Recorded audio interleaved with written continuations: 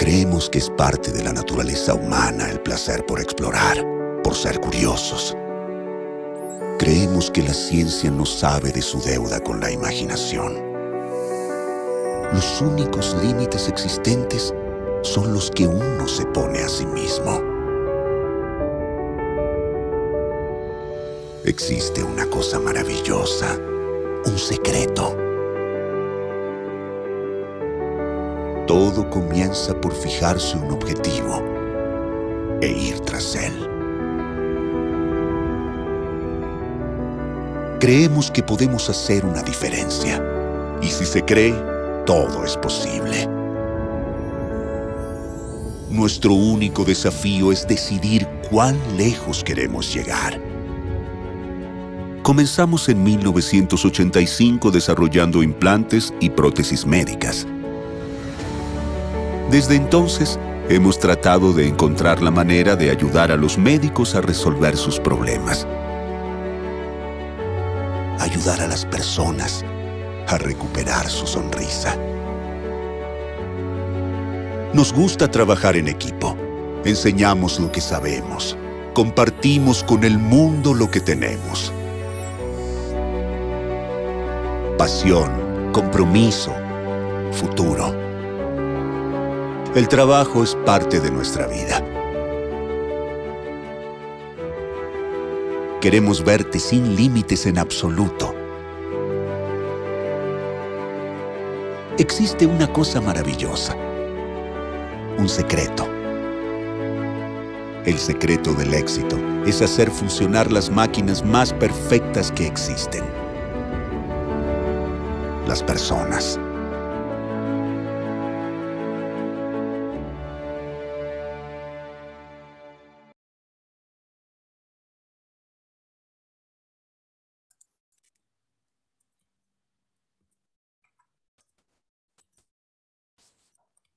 Bueno, hola, buenas tardes a todos. Hoy tendremos lugar al tercer día del curso de Introducción a EOS. El tema que se va a dar hoy es utilidad de la ecoendoscopia en la patología biliopancreática.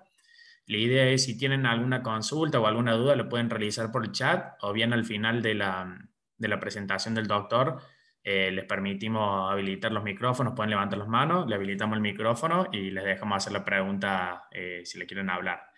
Bueno, ahora le voy a ceder la palabra al doctor José Manuel Mela, que como ya dije los otros días es un experto en el tema y espero que lo disfruten. Muchas gracias, Tomás. Bueno, vamos a dar inicio a esta tercera clase que titulamos La utilidad de la ecoendoscopía en la patología biliopancreática.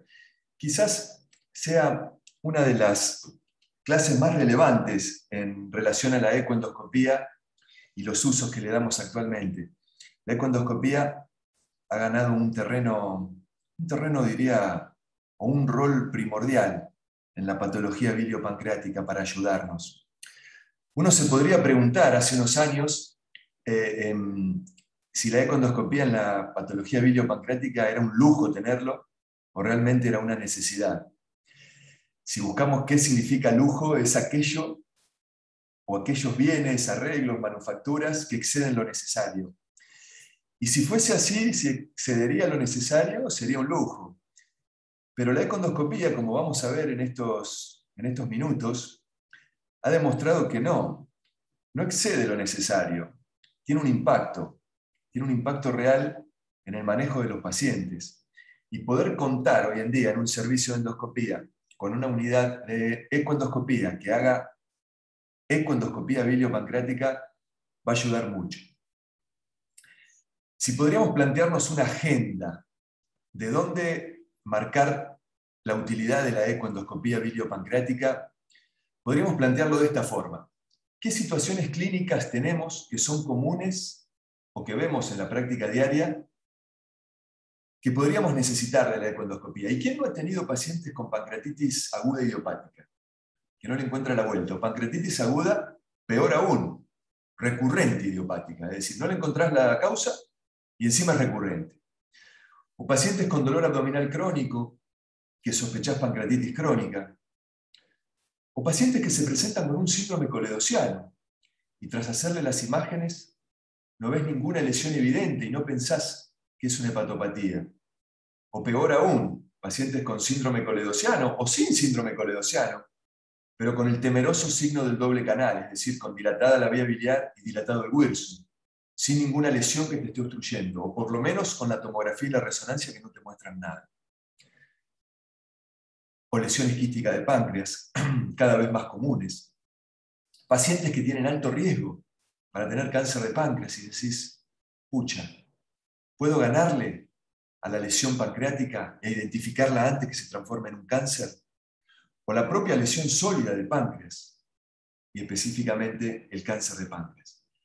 En todas estas situaciones, que actualmente vemos pacientes en nuestra clínica diaria, la econdoscopía ha ido sembrando su semillita, ha ido ganando un lugar y hoy en día podemos decir que está presente en la mayoría de los algoritmos o guías que involucran a estas patologías. La econdoscopía biliopancreática se ha transformado en un amigo o amiga del gastroenterólogo y del ecoendoscopista. Si tenemos que decir, como fuimos haciendo en la clase anterior, con qué econdoscopio nos gustaría arrancar para hacer una econdoscopía biliopancreática, con cualquiera. Se puede hacer con un radial, se puede hacer con un lineal. No es indicado una minisonda porque necesitamos profundidad, necesitamos ver el páncreas. Entonces, cualquiera de los dos, tanto el radial como el lineal, está bien. Por una preferencia, la mayoría de los ecoendoscopistas eligen el lineal. Y está bueno que sea el lineal, porque el lineal te permite sectorialmente ir evaluando el sector del páncreas que vos querés, y además, como habíamos dicho, tiene el canal terapéutico. Y eso te permite, si ves alguna lesión que te llamase la atención, poder a través de una aguja de punción biopsia o punción aspiración, tomar muestras. Así que el ecoendoscopio lineal es nuestro amigo, es el que más preferimos para hacer una ecoendoscopía biliopancreática. Ahora bien, ¿cómo hacemos una ecoendoscopía biliopancreática? Esto en las generalidades, ¿no? Habíamos visto en la patología esófago gastroduodenal, bueno, uno va con el ecoendoscopio, encara la zona que le llamase la atención, ya sea el tumor o la lesión subepitelial, y bueno, y se focaliza ahí. El páncreas o las estructuras biliopancreáticas no están en un solo lugar, y si uno las quiere ver a través del intestino, tiene que plantearse en su mente estaciones. Y básicamente tenemos 4 estaciones para evaluar el páncreas. Esta es la estrategia que la mayoría de los ecoendoscopistas usan. Desde la unión esófago-gástrica, focalizarnos en ver bien la salida del tronco celíaco, la mesentérica superior, ver si hay ganglios, seguir la bifurcación, en realidad trifurcación, pero ecográficamente la bifurcación del tronco celíaco, en la arteria hepática y la arteria esplénica, seguir la arteria esplénica, encontrar el páncreas, y de ahí ya nos pasamos a la segunda estación, todo desde, primero unión esófago-gástrica, después descendemos hacia el estómago, por supuesto cara posterior, para estar en el retroperitoneo. Uno no lo va viendo eso, lo hace a ojo. Acuérdense que el aire es nuestro enemigo, entonces uno tiene la cavidad gástrica colapsada para que no haya aire. Y vamos viendo desde el estómago, buscamos la glándula pancreática, tenemos buena visión de lo que es la cola, cuerpo del páncreas, llegamos a ver el cuello, vemos esas estructuras, y de ahí nos vamos a la tercera estación, pasando el píloro, llegamos al bulbo, y desde el bulbo intentamos apreciar todo lo que es la cabeza pancreática, todo lo que es la confluencia portomesentérica, que nos marcan podemos decir, la arcada donde yace la cabeza pancreática, y vemos el colédoco también y el conducto pancreático, siguiéndolos hacia un lado, hacia el cuello, hacia el otro lado, hacia la cabeza, hacia la papila, para finalmente después pasar a la segunda porción duodenal, ver la papila, intentar ubicar la papila mayor, escanear alrededor de la papila mayor y definir bien todo lo que es el proceso uncinado, cabeza de páncreas, desembocadura del Wirsum, desembocadura del colédoco, y también los vasos mesentéricos superiores, tanto arteria como vena mesentérica superior. Esta es la estrategia que básicamente utilizamos antes de meternos en la utilidad, para que uno tenga presente cómo va a encarar la evaluación del páncreas a través del ecoendoscopio, a través del estómago y del duodeno. Esto simplemente es para mostrar, no vamos a pasar por todas las estaciones, pero esto sería con un ecoendoscopio radial, como uno intentaría desde el estómago, aquí a la derecha señalando el vaso, aquí el riñón izquierdo, aquí estaríamos enfocándonos en lo que serían los vasos esplénicos, en el hilio esplénico y la apariencia de la cola pancreática. Vamos corriéndonos hacia el cuerpo del páncreas. Todo esto que vemos aquí abajo del transductor es el parénquima pancreático, en esta imagen que llamamos muchos en sal y pimienta, bien organizada, bien homogénea. En el centro, si uno presta mucho detalle, aparecen algunas incidencias del conducto pancreático. Aquí lo vemos, el conducto pancreático principal, y vamos escaneando y vamos viendo toda la glándula pancreática, cuerpo, hacia la cola, hacia arriba, hacia el cuello, hacia abajo, y ahí veíamos un esbozo del hígado. Así que bueno, así es como uno va recorriendo el páncreas haciendo una ecoendoscopía biliopancreática. Ahora bien, metámonos en la utilidad. Y si repasamos esas situaciones clínicas comunes, ¿qué tiene para ofrecernos la ecoendoscopía en aquellos pacientes que se nos presentan con una pancreatitis aguda idiopática? Luego de hacer una ecografía y una resonancia que no muestran hallazgo. La ecoendoscopía está reportado en la bibliografía que nos puede dar un aporte diagnóstico arriba del 40%. ¿Y en qué se basa ese aporte diagnóstico? Más que nada en dilucidar lo que es la causa más frecuente de la pancreatitis aguda, que es la causa litiásica en nuestro medio. Encontrar litiasis, tanto microlitiasis en la vesícula o en el colédoco, tanto solas como combinadas, y también hallazgos de pancreatitis crónica. Muchas veces las pancreatitis agudas pueden ser la primera manifestación de una pancreatitis crónica.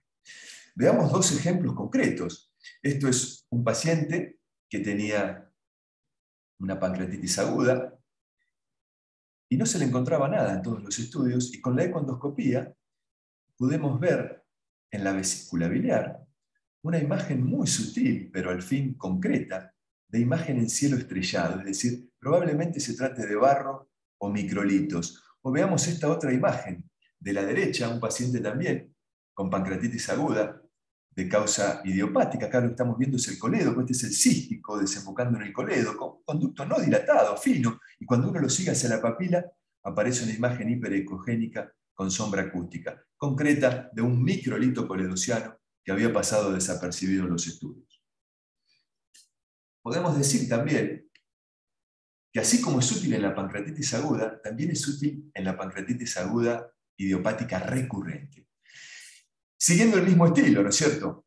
Por supuesto, aportando en todo lo que es la evaluación de la vesícula y el conducto biliar, descubriendo los microlitos, el barro, que no pudieron evidenciar los estudios previos, y también en un porcentaje no despreciable, descubrir alteraciones en los conductos pancreáticos. Uno se puede preguntar, ¿ese paciente que va haciendo pancreatitis aguda recurrente termina en una pancreatitis crónica? ¿Y son esos los hallazgos que tiene en el conducto pancreático?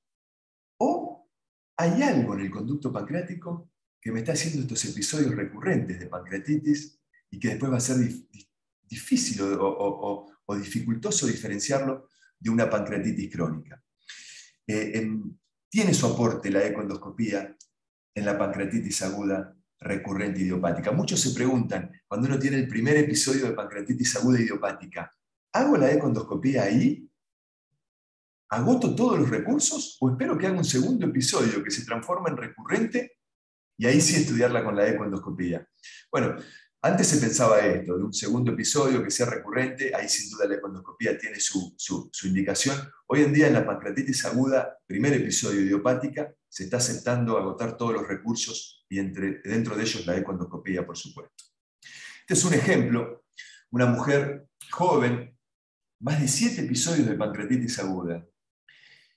Y en la última resonancia ya se empezaba a evidenciar que tenía ramas dilatadas cerca del cuello cabeza de páncreas hacia el proceso uncinado. Y uno se preguntaba, bueno, ¿esto estará empezando a ser una pancreatitis crónica? ¿O habrá algo en los conductos que le está llevando estos episodios de pancreatitis aguda y habrá que tomar una conducta? Se le hizo una evaluación de la papila era normal, y le hicimos una ecoendoscopía. Y aquí sí, esto es un ecoendoscopio lineal.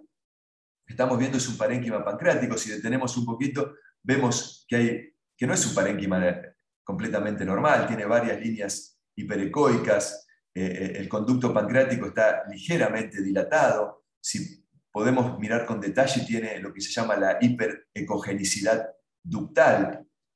Seguimos viendo, esto que vemos aquí son los vasos esplénicos. Acá vemos claramente una rama lateral que sale del conducto pancreático principal, que es prominente. Aquí vemos otra rama, o es el mismo conducto principal que está dando una rama lateral. Aquí lo vemos bien concreto, una rama bien dilatada. Y dijimos, ¿qué es esto? ¿Signos de una pancreatitis crónica? ¿O tiene algo más acá? Esto es un IPMN. Es un paciente que tiene un IPMN mixto que está haciendo múltiples episodios de pancreatitis. Punzamos la rama lateral, un líquido muy espeso, con un CEA elevado. Por supuesto, la amilasa es el conducto pancreático, elevadísima, y confirmaba el hallazgo de mucina con células compatibles con un IPMN, ¿sí? Con una neoplasia intraductal mucinosa, ¿sí? Tanto de ramas laterales, en este caso también tenía dilatación del Wilson, así que era mixta. Es un paciente que requirió un tratamiento quirúrgico. Así que tiene su gran utilidad la ecoendoscopía biliopancreática. Si uno va más allá y se mete en lo que es hoy la cascada de la pancreatitis crónica, hoy el concepto de pancreatitis crónica ha cambiado en los últimos, digamos en la última década. Hoy sabemos que hay una injuria que se puede ir repitiendo en forma silente o no silente, y eso terminar en lo que se llama una pancreatitis crónica temprana o pancreatitis de cambios mínimos o pancreatitis crónica no calcificantes. No es todo lo mismo, pero viene a ser todo el mismo síndrome, y que eso con el correr del tiempo va a terminar en lo que conocemos finalmente como la pancreatitis crónica calcificante o establecida, con toda la tríada que conocemos. Y uno se pregunta, ¿hay un rol para descubrir esta etapa de la pancreatitis crónica temprana? Y sí, la ecoendoscopía ha ganado su lugar. Si uno espera diagnosticar una pancreatitis crónica cuando ya tenga las calcificaciones, cuando el paciente venga con esteatorrea, cuando tenga la diabetes mellitus, la insuficiencia pancreática exócrina, probablemente cualquiera la diagnostique. El tema es intentar ver ese paciente que tiene insultos en el páncreas, tóxicos en el páncreas, que le están llevando a una pancreatitis crónica no calcificante o pancreatitis de cambios mínimos tempranos, o lo que es la pancreatitis crónica temprana, y poder atacar ahí, porque hoy en día se considera que el concepto de pancreatitis crónica temprana, la glándula todavía tendría preservada su función, y esos hallazgos podrían retrogradar si uno quita el insulto, quita el tóxico, es decir, serían potencialmente reversibles para evitar avanzar a la etapa final de la pancreatitis crónica.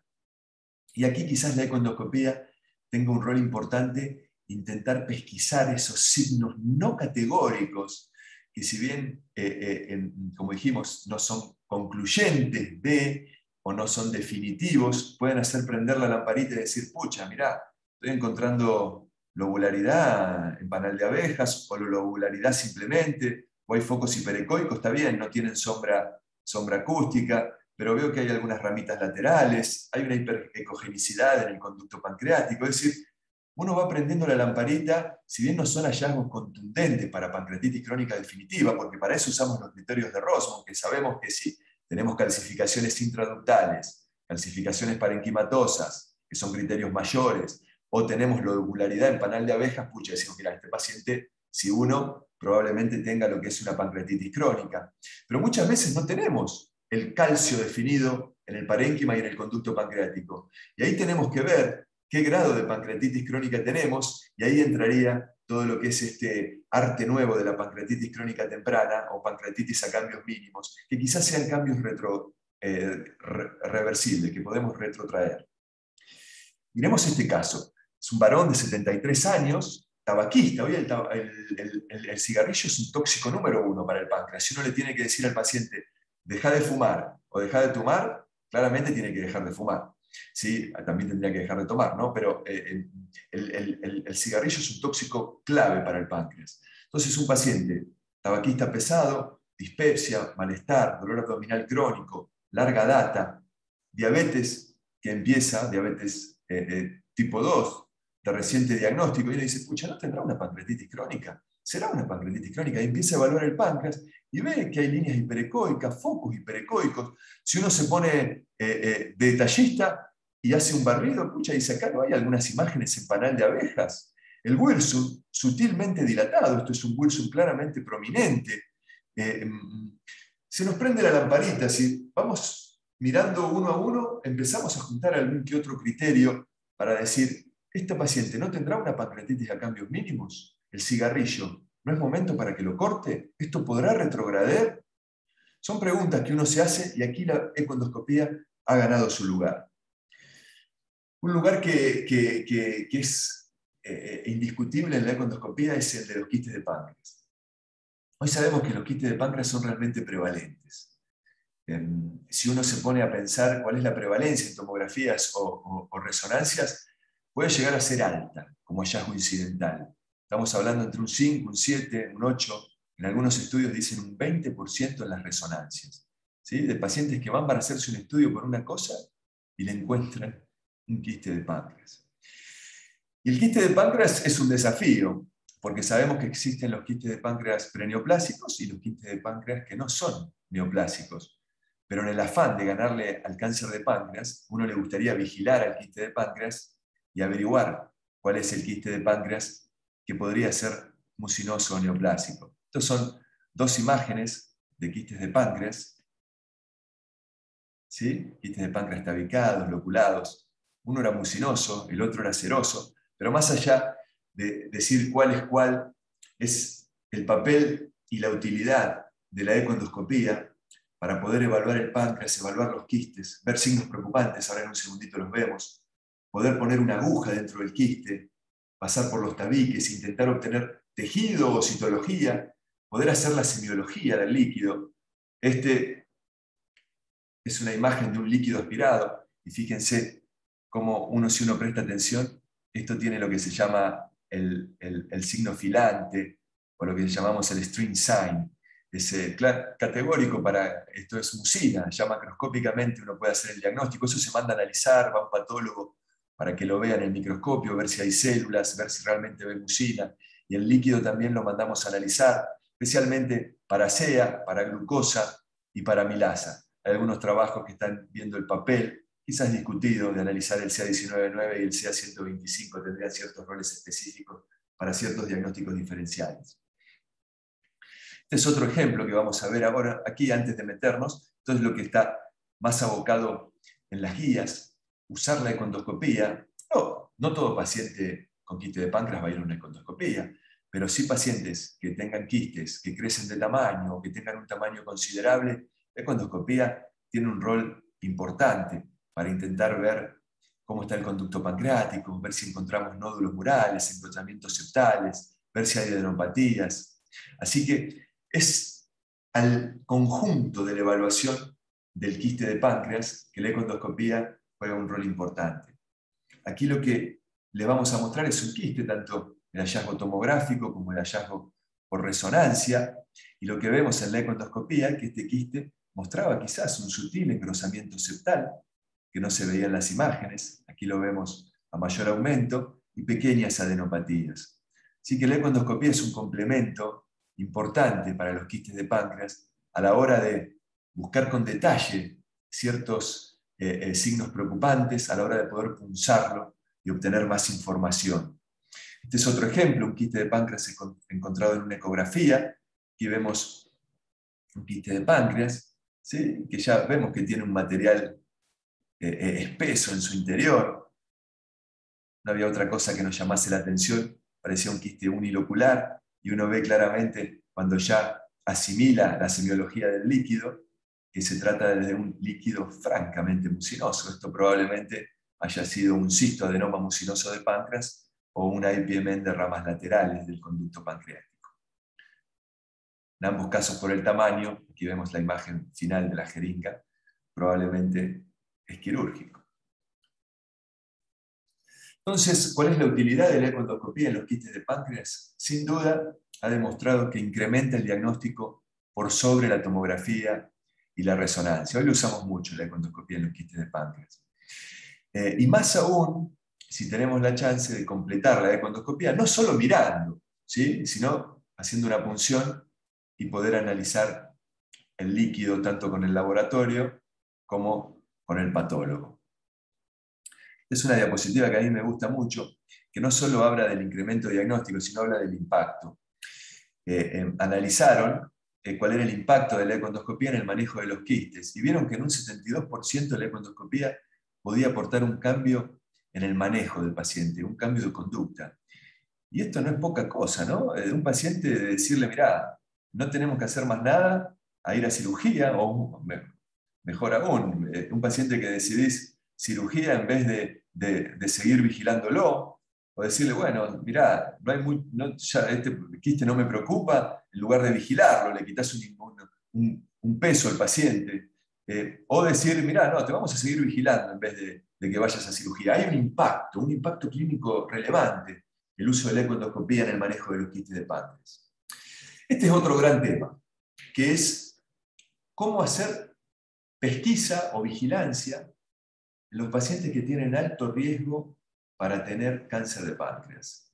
Por suerte es un subgrupo muy pequeño de pacientes, pero existen síndromes genéticos que llamamos individuos de alto riesgo, asintomáticos, pero que, bueno, por X motivo, o ya sea por antecedentes familiares, o por que tengan un Peutz-Jeghers, o porque tengan alguna mutación genética específica, entran dentro de lo que llamamos individuos de alto riesgo para cáncer de páncreas.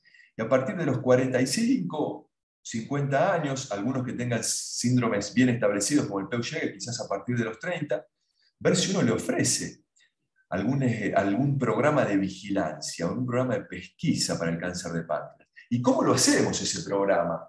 ¿Lo hacemos con tomografía? ¿Lo hacemos con resonancia? ¿Lo hacemos con econdoscopía? Probablemente haya que hacerlo con todo, haya que intercalar, pero la econdoscopía ha ganado su semillita ahí y está a la par de la resonancia para ir intercalándolos y ofrecerle anualmente al paciente un método diagnóstico para hacer la pesquisa.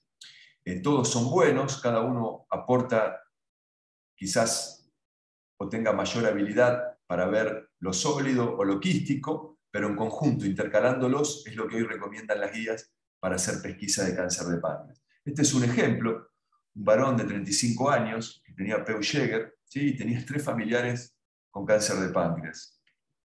Estamos viendo acá es un parénquima pancreático, relativamente sano. Uno, si se pone quisquilloso, podría decir, bueno, ligeramente hiperecogénico. Pero cuando uno va haciendo el pantallazo, el ojo fino, dice, ¿qué es esto? Esto es un micronódulo en el parénquima pancreático. Esto será un quiste que lo veo de esta forma. Bueno, para esto es la econdoscopía. Para abrir el ojo, para intentar pesquisar el panín, que es el micronódulo, que es solo microscópico, pero que, bueno, tendrá su origen y tendrá su morfología cuando se transforma en un nódulo concreto. Y por supuesto que estos programas de pesquisa los vamos a hacer dentro de un programa pancreático, con el servicio de cirugía, de imágenes, de patología, porque no está bueno encontrarle una imagen al paciente y decirle, mira, no sé qué hacer. No, esto hay que averiguar qué es, agotar los recursos para ver si no es nada, si es un quistecito, si es realmente un micronódulo, ver cómo el paciente lo va a continuar, lo va a seguir. Y bueno, y si encontramos una lesión sólida en el páncreas, olvidémonos de estos de pacientes de alto riesgo para cáncer de páncreas. Cuando hay un nódulo en el páncreas, uno se pregunta qué es, siempre pensando que puede ser un cáncer de páncreas, pero hay otros diagnósticos diferenciales. Es una pancreatitis focal, es un tumor neuroendocrino, es un foco de pancreatitis autoinmune, es un linfoma, es una metástasis. Puede ser varias cosas. ¿Y por qué puede ser varias cosas? Porque se ha demostrado de que pacientes con nódulos de páncreas, que son sometidos con la sospecha de cáncer de páncreas a una DPC con intento curativo, casi un 5%, algunos dicen un 13%, se ha encontrado que es patología no adenocarcinoma, es decir, que es patología benigna o inflamatoria. Entonces, tener un diagnóstico preciso de un nódulo de páncreas puede ser de utilidad, seguramente que sí. Y ahí es donde la econdoscopía con punción, y especialmente con las agujas de punción biopsia de última generación o de tercera generación, como le decimos hoy, tiene un rol fundamental. Aquí vemos 3 nódulos de páncreas con diagnóstico distinto. El que vemos en la izquierda es una masa mal definida en la cabeza del páncreas que terminó siendo un adenocarcinoma. Esto que vemos en la diapositiva, en el video del centro, es un nódulo pequeño, bien definido, que terminó siendo un tumor neuroendocrino de páncreas, lo que en el pasado llamábamos carcinoides pancreáticos. Y esta foto que vemos aquí en la derecha, una masa también lobular heterogénea, que terminó siendo una pancreatitis autoinmune y que resolvió completamente con corticoides. Así que estos simplemente ejemplos de lesiones sólidas en el páncreas no adenocarcinoma. La punción, ya habíamos visto quizás en la primera clase, me parece, tiene un rol importantísimo para definir o para ponerle un diagnóstico a las lesiones sólidas pancreáticas. Uno siempre intenta que el rédito diagnóstico esté arriba del 85-90%. No siempre es así, uno tiene que intentar llegar a eso, y si no llega a eso, ver cómo se ayudan, qué instrumentos corrigen su unidad para llegar a una sensibilidad arriba del 90%.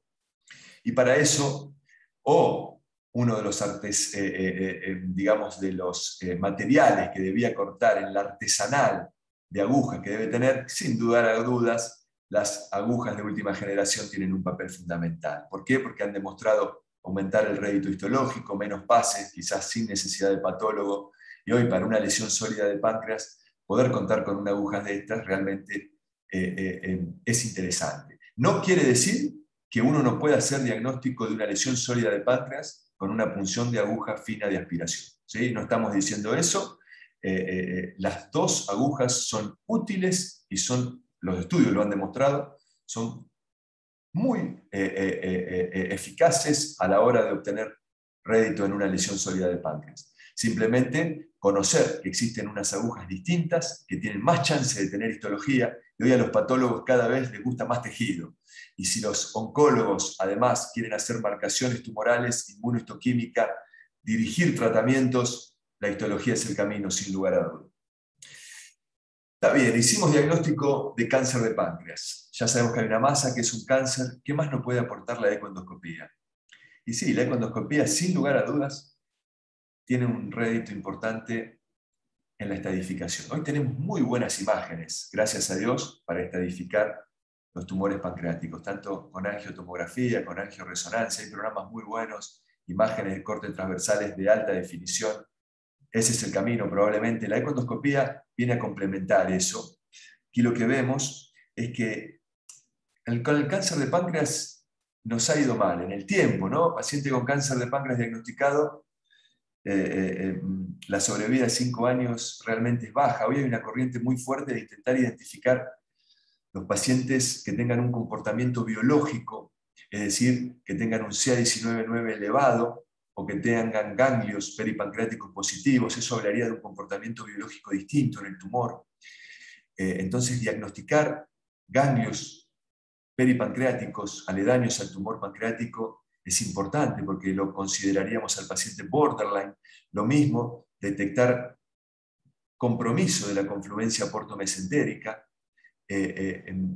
¿Por qué? Porque estos pacientes quizás se beneficien no de ir a cirugía directamente, por más que el cirujano pueda hacer una resección completa y con R0 dejar márgenes libres, quizás se beneficiarían de hacer un esquema de quimioterapia perioperatoria o neoadyuvancia antes de la cirugía. Se está viendo esto, se está comparando, pero quizás sea el camino para todo lo que consideremos tumores, por más que sean resecables vascularmente, con borderlines, es decir, que tengan un comportamiento biológico que lo tomemos distinto. Este simplemente es un ejemplo. Aquí lo que estamos viendo es una masa, y se dudaba si tenía compromiso o no de la confluencia portomesentérica. Este simplemente es un gráfico para que uno tenga presente, esto está visto desde el bulbo, ¿sí? Desde el bulbo duodenal, el colédoco, ¿sí? La masa, la vena porta, aquí la confluencia portomesentérica, vena mesentérica superior, vena esplénica, formando la porta. Y aquí lo que hacemos es, vemos esa imagen para que la tengamos en la mente en vivo, con Doppler. Vemos una imagen de la confluencia portomesentérica, se desdibuja la interfase. Probablemente esta lesión está invadiendo la confluencia portomesentérica. Acá el conducto biliar dilatado, ya con barro, se ve que está obstruido el paciente, y en una de esas imágenes, no sé si vieron los microganglios que se veían aquí. Así que probablemente esta es una lesión que tenga con invasión de la confluencia portomesentérica, con ganglios peripancreáticos, quizás sea una lesión borderline, y muy probablemente hoy en día vaya a un esquema de neoadyuvancia. Esto, bueno, simplemente es la justificación de lo que contábamos, de las malas sobrevidas que tienen estos pacientes con cáncer de páncreas y cómo se van cambiando las definiciones desde hace 3, 4 años y cómo se ha introducido esto del criterio biológico para analizar las masas de páncreas adenocarcinoma. En resumen, hemos visto un pantallazo abarcativo de cómo hacemos una econdoscopía biliopancreática y de cuál es la utilidad en las pancreatitis agudas, recurrentes, crónicas, para diagnosticar litiasis, microlitiasis vesicular o coledociana. Quizás la utilidad en la pancreatitis crónica, como bien dijimos, sin duda en los quistes de páncreas. Cómo podemos hacer diagnóstico de los tumores sólidos y los nódulos de páncreas. Y mañana veremos algunos temas relacionados con temas que no tocamos, que los metimos dentro de esta bolsa de misceláneas, y por qué no meternos en algo del intervencionismo ecoendoscópico. ¿Cómo podemos hacer tratamientos por ecoendoscopía? Bueno, muchas gracias. Bueno, José, ahí hay una pregunta. ¿Te la digo después? Sí, claro. Acá pregunta Mauricio Javier. Dice, doctor, ¿qué tipo de aguja recomienda para aspirar contenido mucinoso?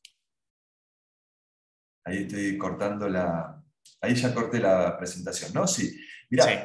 Para obtener tejido mucinoso, líquido mucinoso, cuando uno tiene un quiste de páncreas, generalmente lo que uno hace es elige una aguja que sea... ¿Qué calibres de agujas tenemos? Tenemos calibres de agujas de 25 gauge, de 22 gauge y de 19 gauge. A menor calibre, mayor diámetro. Es decir, una aguja de 19 gauge tiene mayor diámetro que una aguja de 25 gauge. Si uno quiere hacer una punción de un quiste de páncreas, generalmente va a arrancar entre 22 y 19.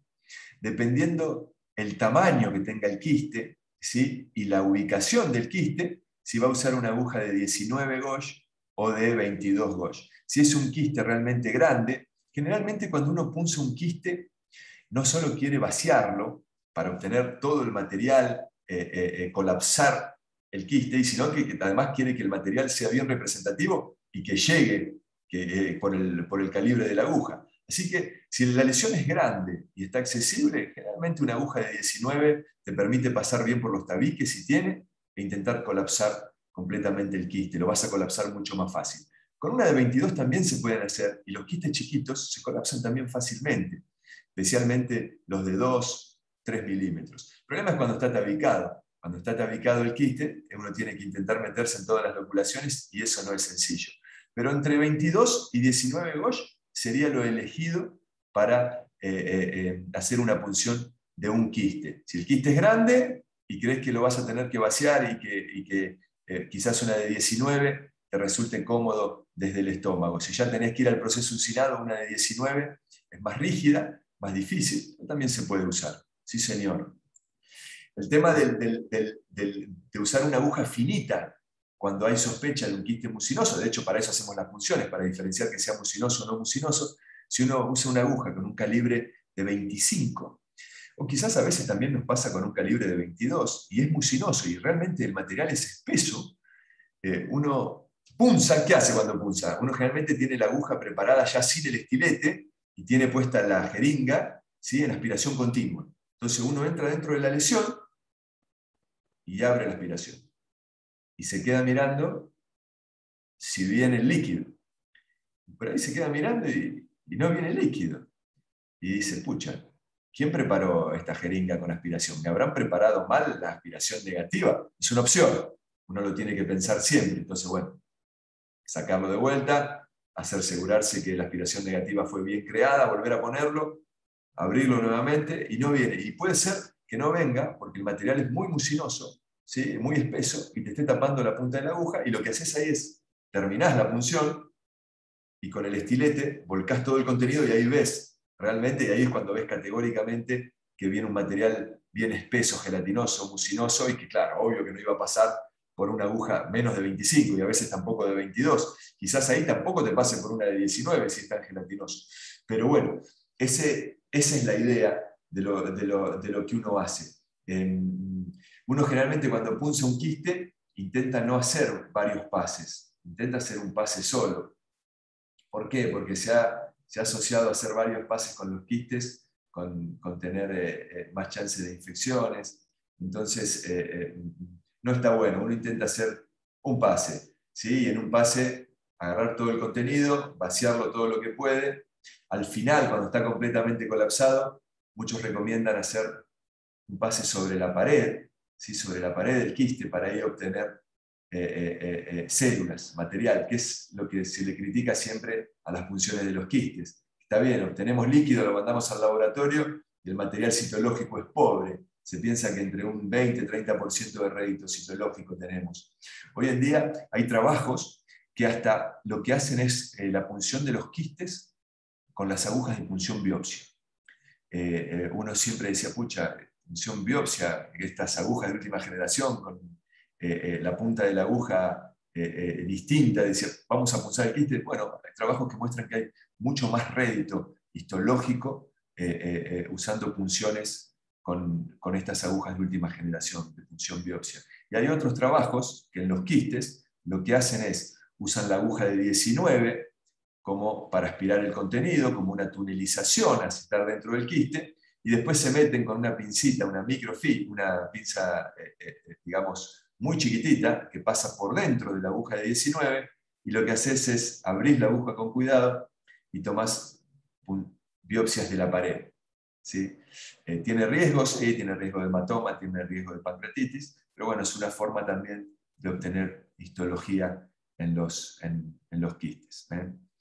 Bueno, no sé si se refería a eso la pregunta. Otros también lo que hacen es a través de la aguja de 19, esto no sé, no recuerdo que esté en Argentina, pero es la endomicroscopía. Tienen sondas, ¿sí? Que permiten pasarlo a través de la aguja y crear imágenes histológicas con las sondas, ¿sí? A gran aumento, y poder ver cuál es el patrón vascular de la pared del quiste, el patrón histológico de la pared del quiste, y hacer como una endomicroscopía, una endohistoarquitectura, recrear de lo que sería el quiste. Y bueno, y algunos trabajos muestran que es muy bueno para detectar los serosos y también para detectar ciertos patrones asociados a la displasia en los mucinosos, en los IPM. Bien, ahí tengo otras preguntas también. Dice Alejandra Lencinas, ¿cuántos pases recomienda para obtener tejido con FNB? Estás muteado, José. Me muteé para no interrumpirte a vos, Tommy. Creo que esta es una muy buena pregunta, te decía, está más que nada referido, o lo interpreto yo, a las lesiones sólidas de páncreas. Las lesiones sólidas de páncreas, uno intenta hacer la mayor cantidad de pases posibles para obtener histología. Habitualmente, si usamos una aguja que no es FNB, como pregunta Alejandra, no bajamos de 3-4 pases, ¿sí? Especialmente cuando no hay patólogo. Cuando usamos una FNB, los trabajos muestran que uno puede hacer diagnóstico en la primera o segundo pase. Y por eso el auge de estas agujas es que con 1 o 2 pases obtenés diagnóstico. Yo diría que uno tiene que seguir manteniendo el número de pases, ¿sí? Especialmente si no tenés patólogo. Si no tenés patólogo en la sala, lo que nos va a aportar esta aguja es mayor tasa de que llegue un material histológico. Uno va a ver el cilindro. No bajemos de 3 pases, por más que usemos estas agujas, si no contamos con patólogo. En 3-4 pases me parece que es un buen tiempo. No cuesta mucho, son caras las agujas, el paciente ya está dormido, estamos en el procedimiento, y si contamos con patólogo, bueno, ahí nomás el patólogo te mide, te dice material suficiente, quizás con 1 o 2 pases te alcance. Si no contás patólogo, no abusemos de la generosidad de estas agujas y no bajemos de 3, 4 pases por más que tengamos estas agujas de última generación. Yo cuando hago punciones, muchas veces en mi unidad, no llamo al patólogo por una forma de trabajar personal, a veces sí lo llamo, pero cuando no lo llamo y uso estas agujas, intento mantener 3, 4 pases como mínimo. Y tengo la seguridad que me va a aportar un tejido histológico para obtener el rédito para el paciente. Sí. Bien. Y otra pregunta de Carlos Alberto Donés. Dice, ¿las agujas para FNB se impondrán sobre las de FNA? Bueno, yo creo que esa también es una muy buena pregunta.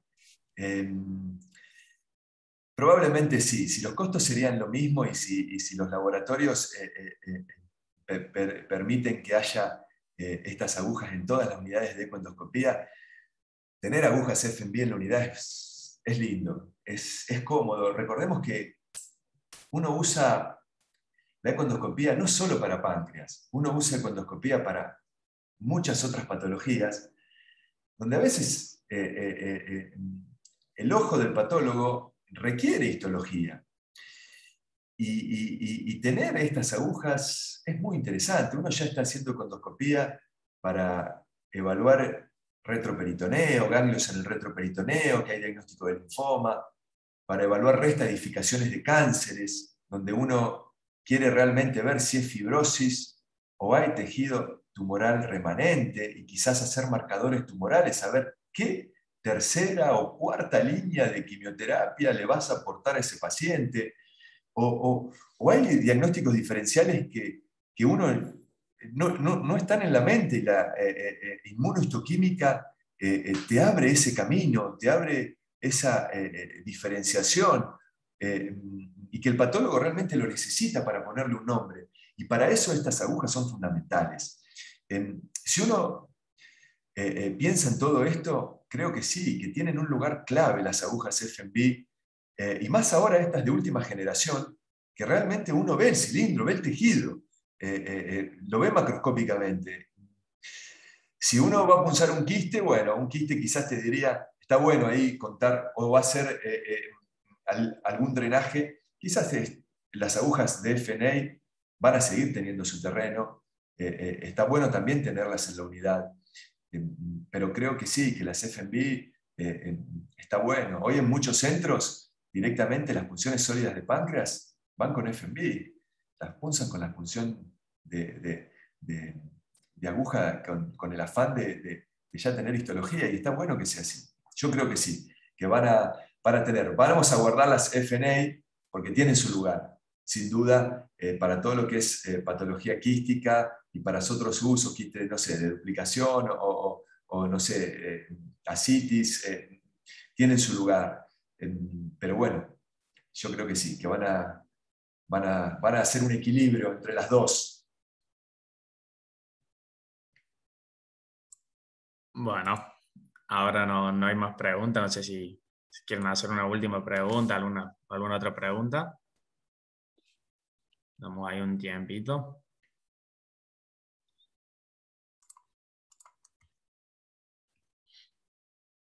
Bueno, ahí te dice gracias, Alejandra, por la respuesta. No, de nada, al contrario. Y bueno, la verdad, muchas gracias, José. Fue muy interesante la presentación, los casos que vimos. La verdad estuvo muy interesante. Lo que es para finalizar este tercer día del curso, quería darles las gracias en nombre de Promedon y Microtech Endoscopy a todos ustedes por haber participado, y los esperamos mañana nuevamente a la misma hora, en lo que será el cuarto y último día de este curso sobre EUS. Bueno, les mando un saludo grande y espero contar con ustedes mañana nuevamente. Muchas gracias, Tomás. Muchas gracias a Promedon, a Microtech. Muy, muy lindo. Bueno, muchas gracias. Hasta luego. Un abrazo. Chao, Tommy.